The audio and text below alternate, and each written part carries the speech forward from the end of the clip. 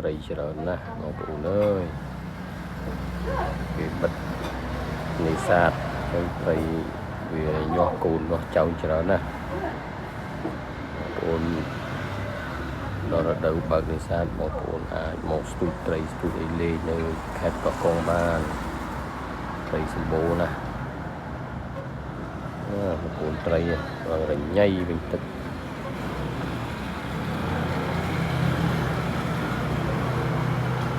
រដូវនេះមកលេងទឹកសមុទ្រក៏ស្រួលដែរអត់មានព្យុះអត់មានភ្លៀងទេ